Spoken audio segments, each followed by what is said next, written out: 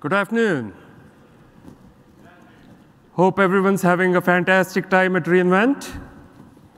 My name is Sanat Joshi, and I'm responsible for the automotive and manufacturing industries business development for AWS.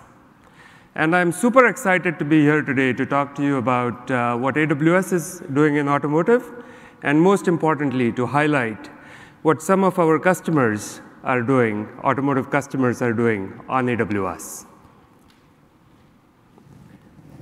So we'll start out by giving you a quick overview of AWS focus areas in automotive, what some of our key initiatives are, and then I'm going to turn it over to some esteemed industry customers who are driving some really transformational initiatives in their own companies for automotive areas.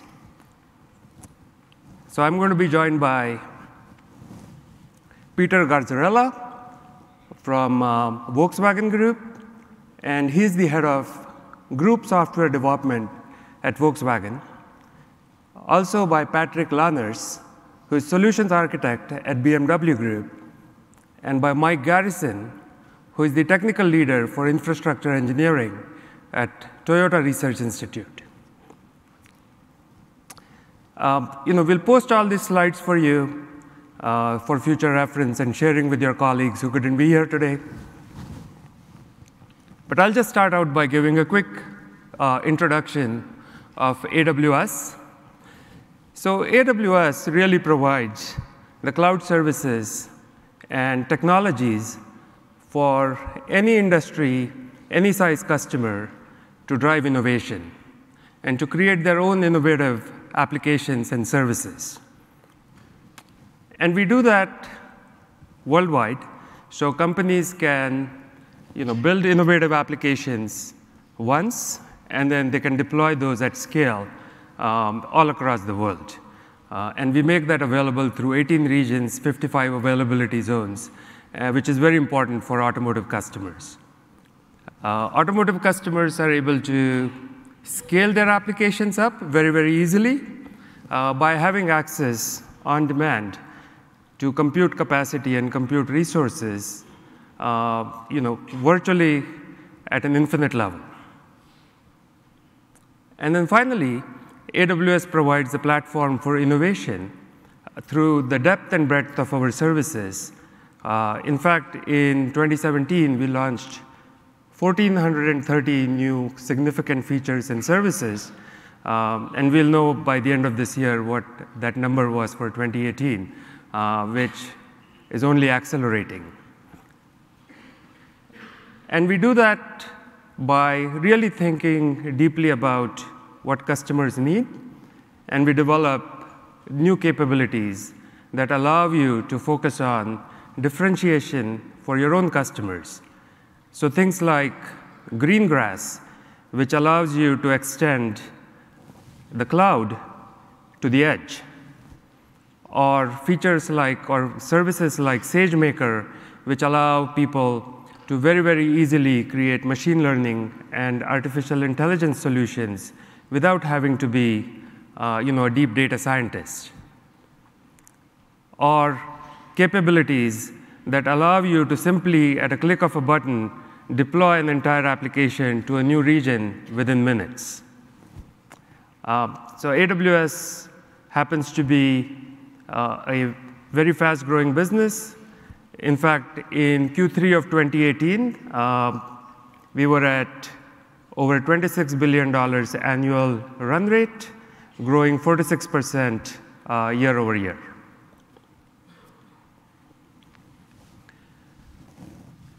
In automotive, right now, it's a very exciting time to be involved in the industry, and that's driven by many industry forces that are kind of converging at the same time. So whether it's autonomous driving, whether it's connected vehicle services enabled by ubiquitous connectivity in cars, whether it's the trend towards shared mobility services, all of these things, electric powertrains, and all of these things enabled by cloud computing So those, you could think of those as technology forces kind of converging and transforming the industry, which at the same time, consumer expectations are really, really high, and they're shaped by smartphones, what customers are used to in their own homes and on their mobile devices, and they expect that same kind of personalization, that same kind of ease of use from their vehicles as well. So all these things are really putting tremendous pressure on the industry to change very, very fast, and that's resulting in every car company kind of taking on these transformational initiatives that we'll talk about. And the biggest one, I think, is car companies really have to start thinking like software companies. So if you think about car companies up to now, they were competing on horsepower, they were competing on quality, reliability, dependability. These were the attributes of differentiation.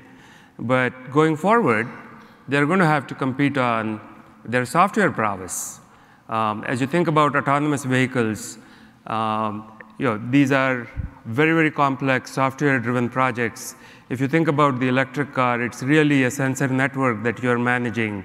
So cars, more and more people think of them as connected assets on a network.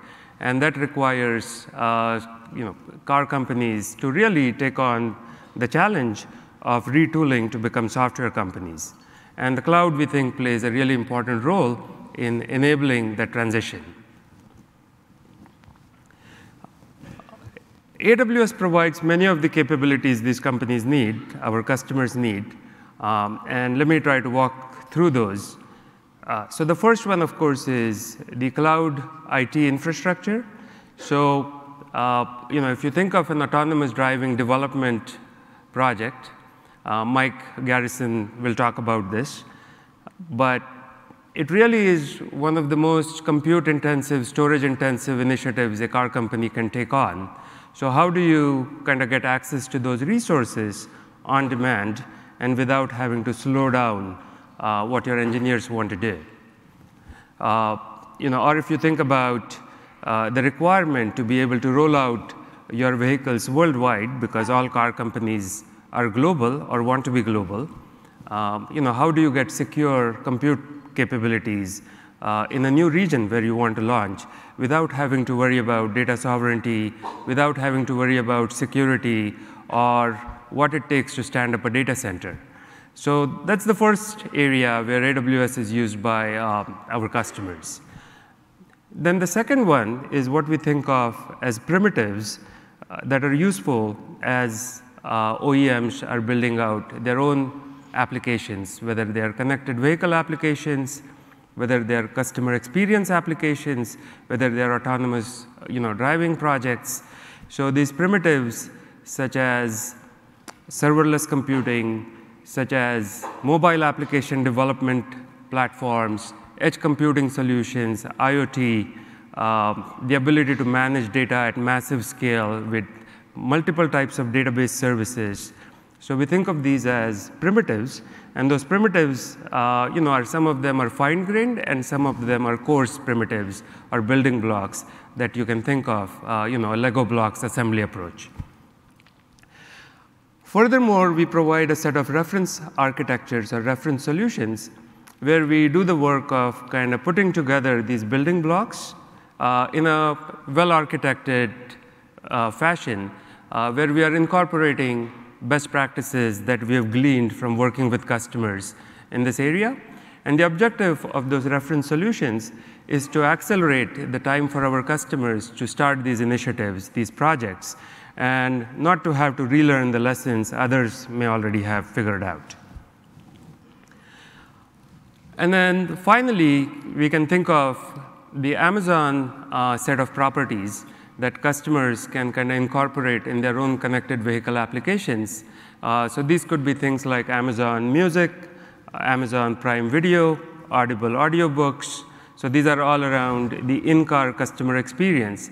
But then also things like Amazon Key, which allows a customer to order a product and have it delivered to the trunk of their car rather than to their house or their office. So use that as yet another address, and have the round-trip security to be able to manage that transaction very, very easily. And finally, again, you've got a set of partner services that our customers can leverage and integrate into their connected vehicle and autonomous driving solutions to be able to bring a differentiated customer experience into their cars. And so at a high level, you can think of AWS initiatives or focus areas in 6 buckets. The first one is connected vehicle services and mobility services. The second area is autonomous driving development projects. The third one is around digital customer engagement. And so these 3 are what you can consider product transformations that OEMs are driving. And then the other 3 are what we consider enterprise workloads. So the requirement to have big data and analytics infused across your entire enterprise, whether it's in the sales and marketing area, customer service area, quality, warranty, manufacturing. So that's a big area of engagement for us. Product design and development. So as automotive companies are trying to figure out how they can accelerate their product development processes, because they're all thinking about electric cars and launching a large number of products. So the pressure on their PD organizations has really increased. So how can you leverage the cloud to be able to kind of keep up with that demand? So that's a big area of focus for us. And then lastly, enterprise transformation to the cloud or roadmap to the cloud. So you see companies wanting to optimize their IT workloads to be able to take advantage of the efficiencies and the agility that the cloud brings. So these are kind of the 6 areas in which you will see AWS engaged across the automotive base. So with that summary, I'm honored to welcome to the stage Peter Guardzilla, who is the head of software development for Volkswagen Group. And he's going to talk to us about a really exciting connected vehicle project that they are working on top of AWS.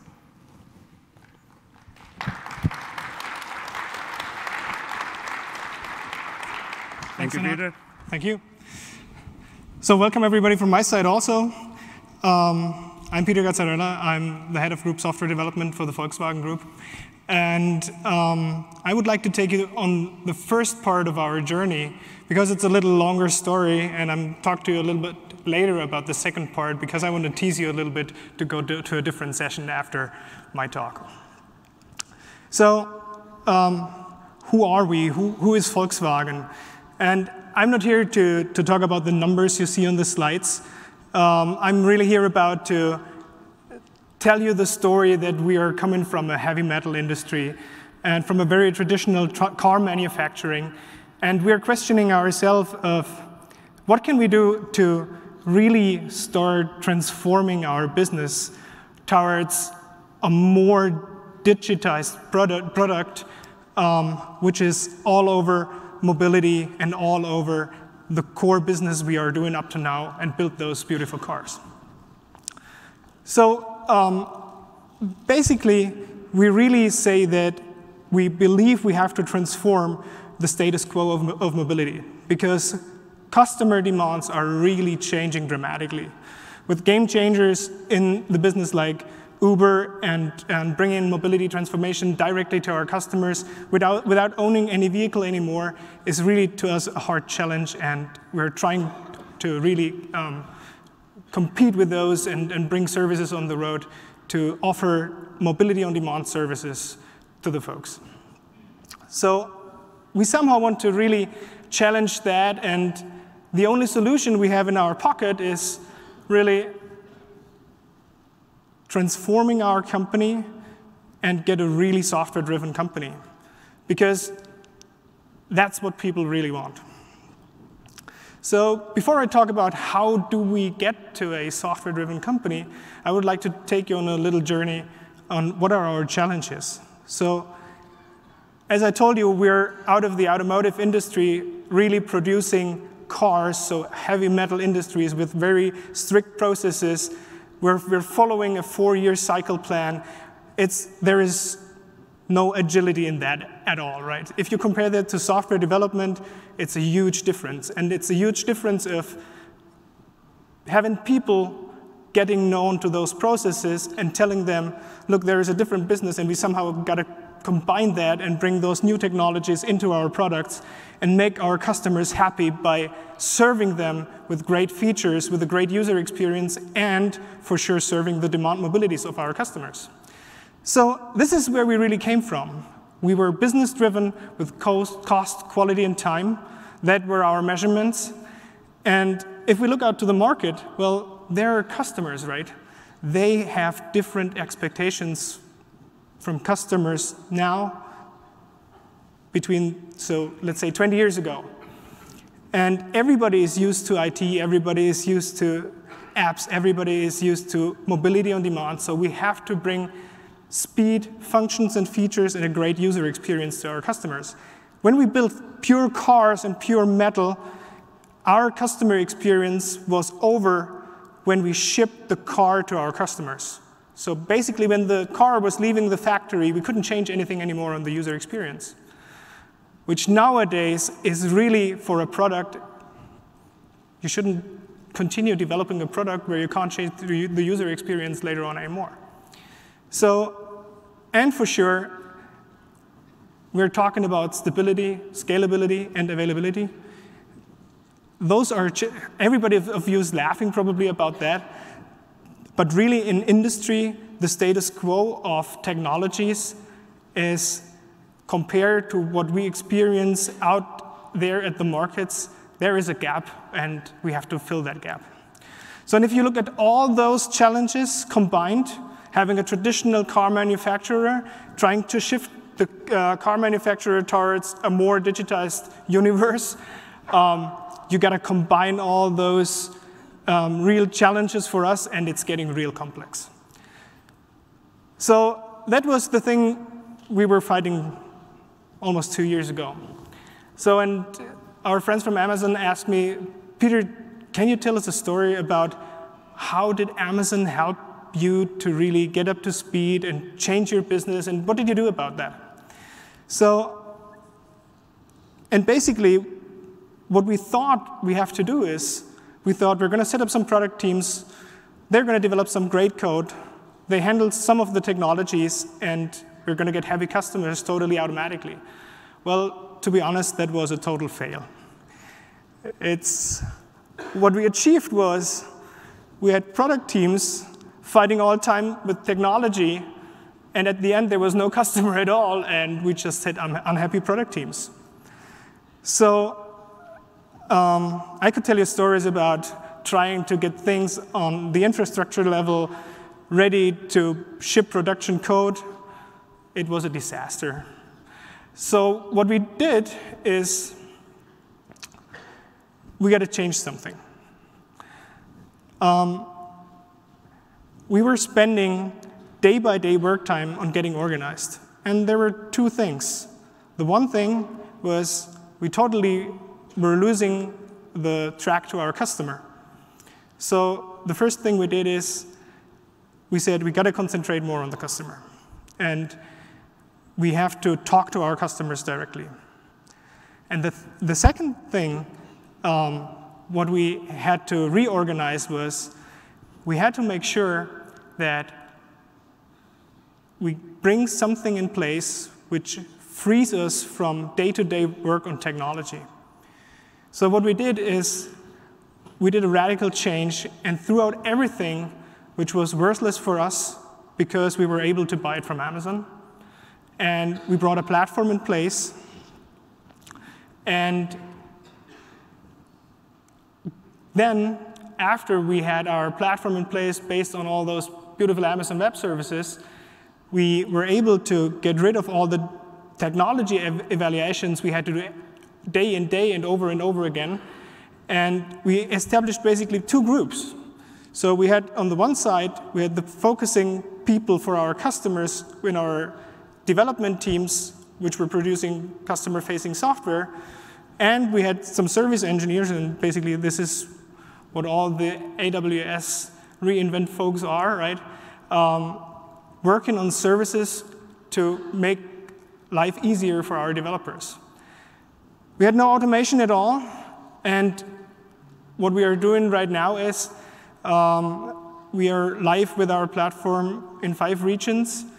It's not about the lines of code we put in there, but it gave us so much speed that we were able to ship code to all over the world and bring functions and functionalities to all over the world in a time which nobody of us really expected. So it wasn't weeks, it wasn't months, it was really hours we were able to deploy and run production-ready software. So that's basically what we did, and that's how really the journey started. And the outcome really was we created a really convenience platform for our developers, focusing on customer needs and not dealing with technology anymore. And at the beginning, I was talking about that heavy metal industry, right? And are there any financial guys in the room? OK, not that many, but it's not comparable. The business case is ridiculous. You're saving so much money by getting rid of things which are really worthless, because you can buy them and you don't have to all over do everything again, because you can rely on partners who ship services in a professional way you could never achieve. And you as a company, you really could focus, and you can focus on things which really concern your customer and which really help your customer stay with you, because you're shipping things he really needs. So what we ended up now is we have product teams, they're creating and developing code, and we're now having really happy customers. And some numbers are, we're having about 1 million customers live after almost 1.5 years on our production systems. We're live in 5 regions, that's what I said already, and we're continuously shipping more and more code to the platform we were creating. Well, at the beginning, I told you also about the first part of the story on that one digital platform, which is our name for our approach. And there is more coming down the drain. And if you are interested in how that looks like, how we realized all the things we are shipping on at the moment, there is a talk on Thursday. I really highly recommend to all the technical guys, because it's a really deep dive on what we did there. So that's basically the way of our journey of how we are trying to get the challenge and win the challenge for fight of customers. Thanks. Fantastic. Great job, Peter. Thank you, Peter.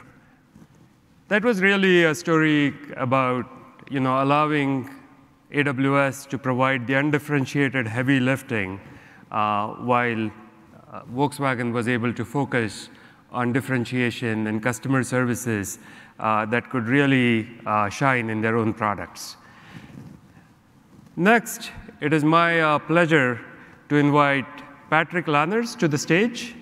And Patrick, as I said, is a solution architect at BMW Group, working on an initiative where they are creating a new digital customer experience in the sales and marketing area.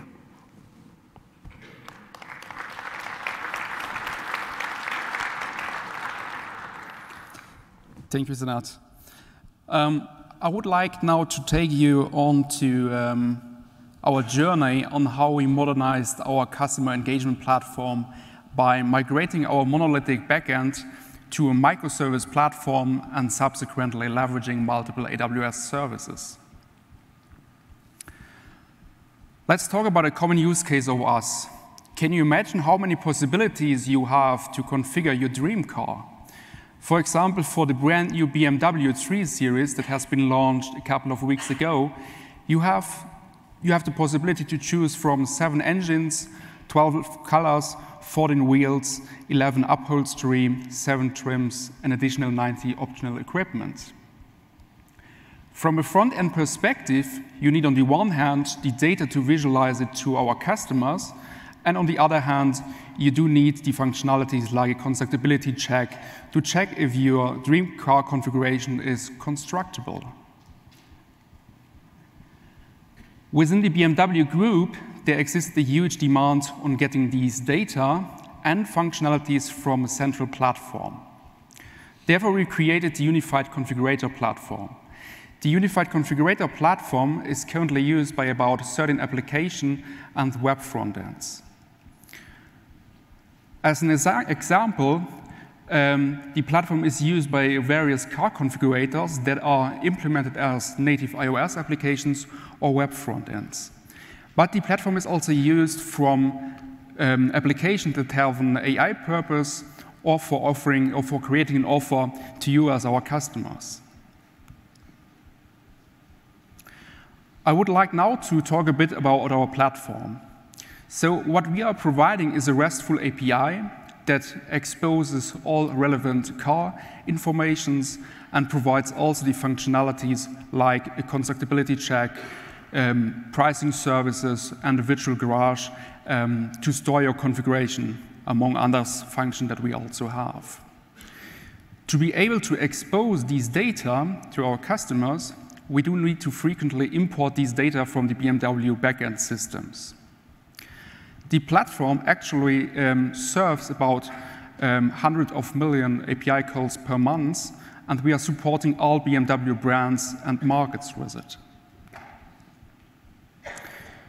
Now I would like to talk a bit about our journey, where we started with a monolithic system and then migrated to microservices. Today it is totally modern to talk about microservices, but from our perspective, it is also monolithic systems has good points. For us, we started with a monolithic system that allowed us a fast development of a first production-ready MVP. And we do not have to handle all the challenges that come along with a distributed system, like data synchronization, debugging, logging, and so on. Nevertheless, as the monolith growth, we were faced with the challenges that it comes with.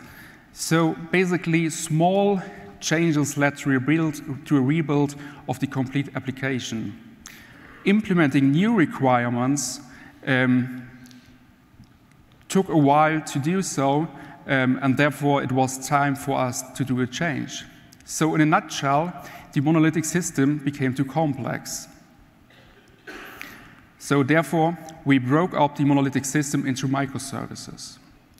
At the same time as we introduced microservices, we also introduced the API-first approach. The API-first approach means that you define your API up front and before the actual implementation starts. That helps for us for getting all our stakeholders on the same page before the implementation starts. Nevertheless, as our platform became more and more popular, we had to ask ourselves or to answer ourselves some questions. How could we provide our platform on a global basis by low latencies? How can we have a broader solution scope to satisfy new business requirements?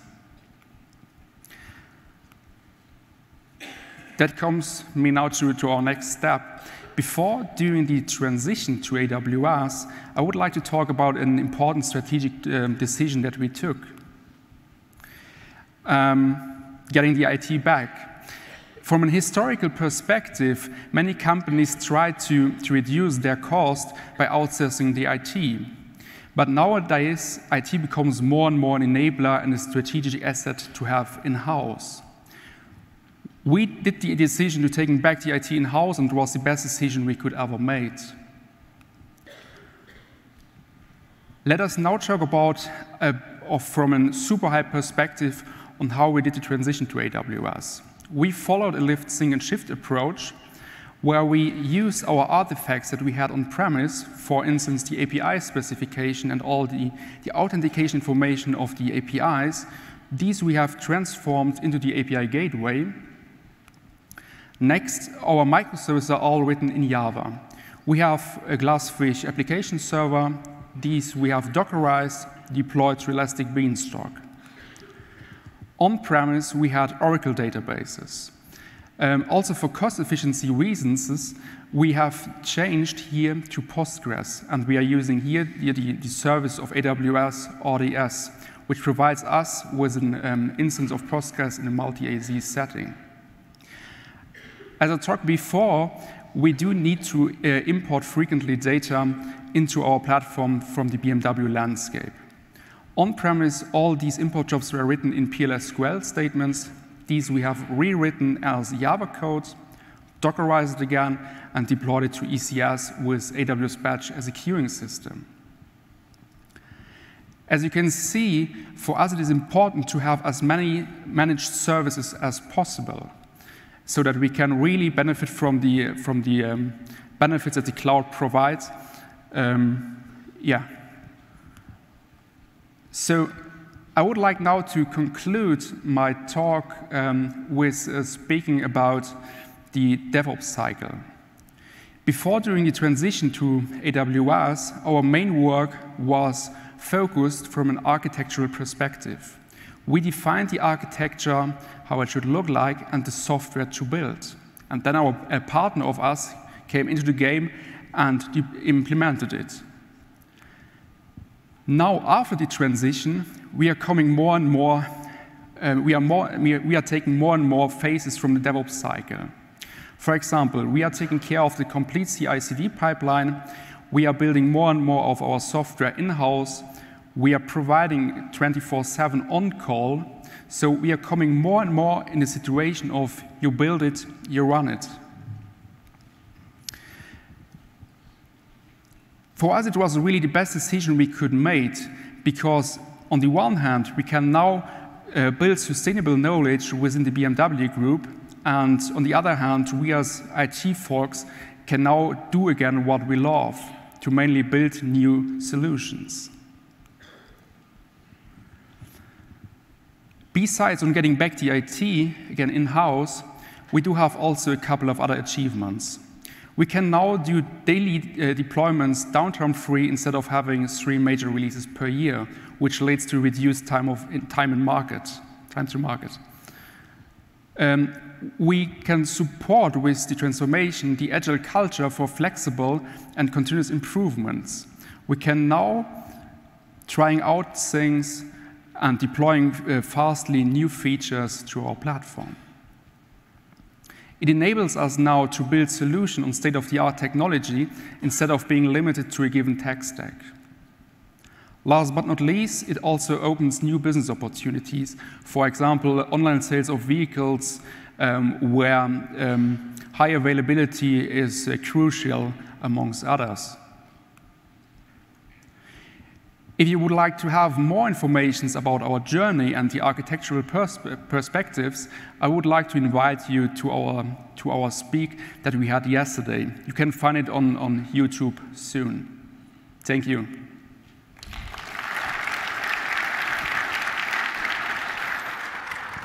Fantastic, Patrick. Thank you. So that was really fascinating. An interesting anecdote. So I had the opportunity to meet with the CEO of one of the top 3 OEMs. And so I asked the question, what would you like Amazon and AWS to help you with? And he said something that has stuck with me. He said, look, I can go online on Amazon.com and I can buy a $20 book. And you suddenly know much more about me, and you can make very precise recommendations to me. But when I sell you a $50,000 car, I know much, much less about you. And I really need to change that going forward as our business really changes from selling you a product to really being able to offer you mobility services. So the initiative that Patrick talked about, how do you increase customer intimacy? How do you provide a digital customer engagement solution that allows you to basically engage and interact with your customer right from when they start thinking about buying a car, go online to configure it, go into a dealership to kind of negotiate that transaction and buy the vehicle, all the way into the ownership experience. I think what BMW is doing is really phenomenal. And next, I'd like to invite on stage Mike Garrison, who is the technical leader for the infrastructure engineering group at Toyota Research Institute. And he's going to talk to us about their autonomous driving development efforts.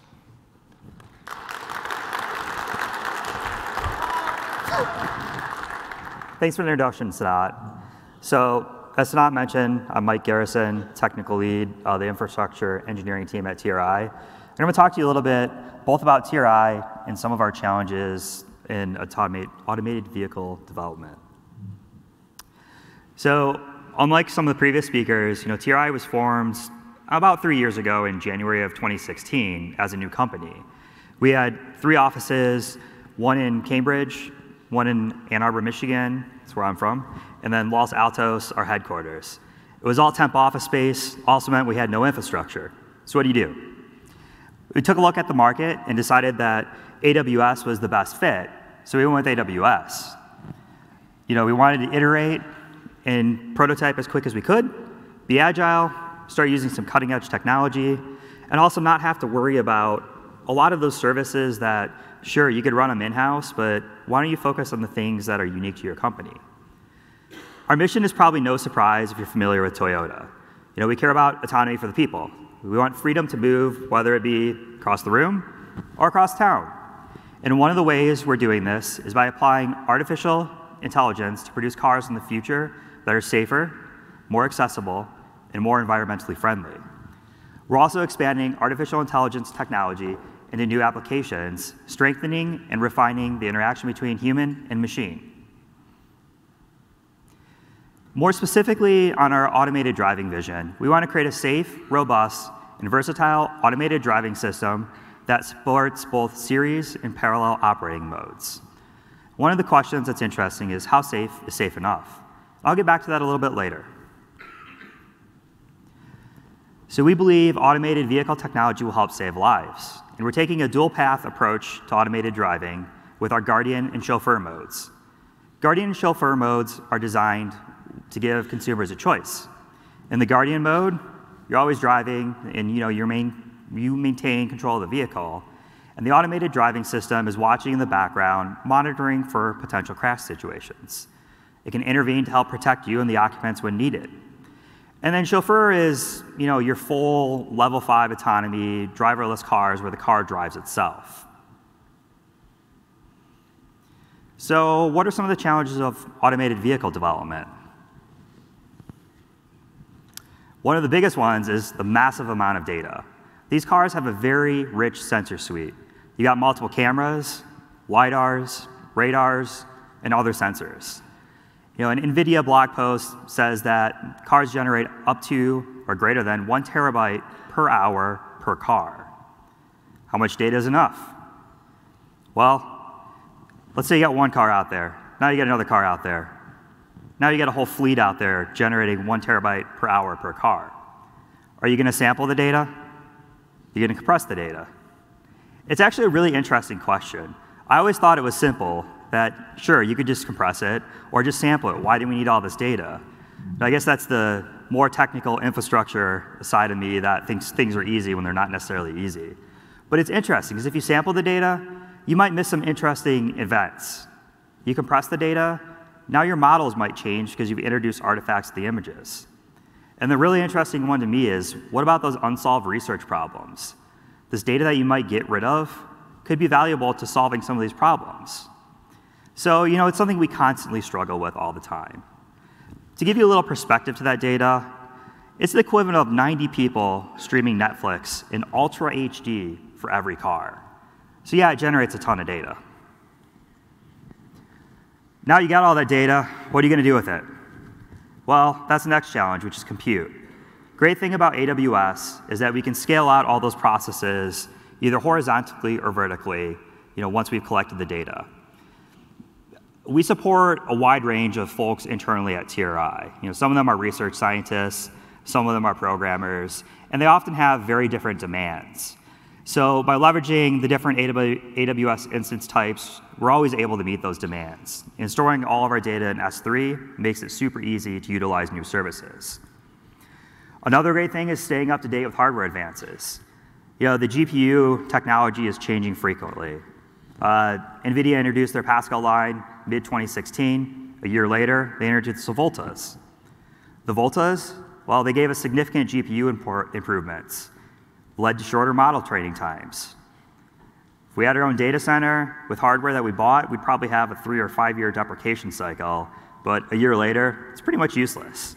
We switched from the P2s to the P3s pretty much instantly, and with some information that coworker might will talk about more in our talk tomorrow, some software changes, we were able to take advantage of that and greatly reduce our model training times. Speaking of model training times, this is a typical model development workflow, and it's really the third challenge. Building, you're experimenting, got a little small data set, you got a promising model, you run it through CI, make sure your code base is free of defects, no bugs, then you're going to train and tune it on a much larger data set. And finally, you're going to optimize and validate it, and then prepare it for deployment. So, interesting story from my standpoint. About a year ago, the ML team came to me and was like, hey, we need an InfiniBand cluster, and we need a high-performance compute file system. Like, well, for what? Like, well, we need to reduce our model iteration times. Like, okay, what's wrong with Amazon? And it turns out they just, at the time, were not very knowledgeable about how to tweak all the knobs and tune the things that make your instances perform well, placement groups. And we're doing some, not necessarily best software practices because they're iterating quickly. And I was able to connect with our ProServe team, who introduced me to an awesome guy his name is Amar Ragab. And Adrian, the lead of the ML team, is like, hey, if you can train ImageNet in under an hour, I'll be impressed. Well, as I started to learn with Amar, you give him a challenge, and he will beat that, and then 2 days later, beat it, and 2 days later, beat it, and it's kind of a workhorse. It was pretty amazing. So using this reference architecture, we were able to reduce our iteration times for building continuous integration from, this is the wrong text, but from hours to minutes, and then hours to minutes, and for training and tuning and optimizing and validating from weeks to hours. Hey, you try to get the edits in, and sometimes you miss a few things. To go a little more in depth in the actual architecture, our card-to-cloud platform has really two things: a real-time communication, which is small metrics, think like things like live speed, distance, duration. It powers an internal dashboard that we use. And then the real meat of the data is when you actually get the cars back, you take out the SSDs, there's local storage that they're uploaded to, and then we have another process that's constantly watching that, shoves it into S3 over our Direct Connect, and two things happen there. One, we have a data pipeline that as soon as the objects are in S3, it's able to kick off. It does processing on the logs. Image sampling, takes out notes from the drive, other data that people find interesting, can feed metrics into RDS or Elasticsearch or fire off lambdas, whatever you want. And the second thing is it also copies some of that data to the remote site. This gives our developers at all three offices the same experience. A lot of them iterate and work locally first on their personal computers, and then they transform to doing it in Amazon. So rather than being like, hey, where's my data because it was uploaded at one site, well, they have it everywhere. It's actually really interesting that AWS announced their data sync product, because as soon as I heard about that, I'm like, okay, I can replace a lot of the custom stuff we did here with AWS data sync, which is one of the things I love about AWS. They'll often solve problems that I never thought to ask them about, and now it takes the burden of having to care about that process and all that procedure, and I can do the things that are even more interesting. The machine learning clusters that I mentioned that Amr came up with. He's actually got some excellent blog posts out there that talk more about this, but all these are in replacement groups. You know, the P3s are your GPU workhorses. We use the R5s and their massive amount of memory for our BGFS file system. Originally, we were experimenting with S3, and just because of the latency of having to do the HTTP request, we were getting GPU starvation. So with this architecture, we're able to sync down the data sets to BGFS. They can do their training, their experiments, you know, it's super fast. They can then store the output of their models on an EFS or copy it to S3. Application data is stored in also in EFS. And another great thing we did is working with an AWS partner, Flux7, put together a service catalog product. And this lets ML engineers spin up clusters as needed, which is great because it means they don't need to involve my team and ask for a whole bunch of help. They can just bring up their own cluster, do their experiment, destroy it when they're done. So from my standpoint of a fairly newer company with no infrastructure, you know, what are the benefits of AWS? It allows us to focus on differentiation. We don't have to manage something like S3, compute, RDS, Kubernetes, all those services. It lets us focus on things like helping out deep learning engineers be more effective and quicker, which is reducing that iteration cycle I talked about. And we get to adopt that new hardware quickly. You know, one of my biggest pieces of advice I give to folks is leverage your AWS team and treat them as partners. Work with AWS partners. You know, the example here, and I'll talk more about this tomorrow, is we had this vision of doing infrastructure as code, but we were a very small team needing to basically, you know, what's the analogy? Fly the plane and swap out the parts, or if you want to put it in car analogy, you know, drive the car and swap out some parts. So leveraging Flux7, they were able to focus on doing infrastructure as code, you know, start building that vision that we had while we focused on keeping the company running and the ML engineers happy and everyone else happy. And now we're going to be able to slowly shift everyone over to this new vision of infrastructure as code. So back to that question I asked, how safe is safe enough? Well, if we assume for now that an automated vehicle must be 10 times as safe as a human driver, that means the fatality rate must be 1 in 1 trillion miles. How are we going to get there and prove that statistically? Testing of our prototype vehicles on public roads, that's really not going to be enough. We need thousands of vehicles running 24 hours a day, and it'd still take years and years to prove the safety, but we'd probably never be able to cover every possible traffic scenario. So we use simulation to virtually recreate traffic situations and run our software. We add in adverse conditions such as bad weather and difficult traffic patterns. We're also putting a lot of effort into gathering data from real drivers so we can train our AI. If you want to learn more in depth about not only our deep learning but the infrastructure, we have another session tomorrow, 1 to 2 p.m. in the Bellagio, and I encourage you to come there, attend this session, and feel free to talk to myself or Adrian and ask more questions. Thank you.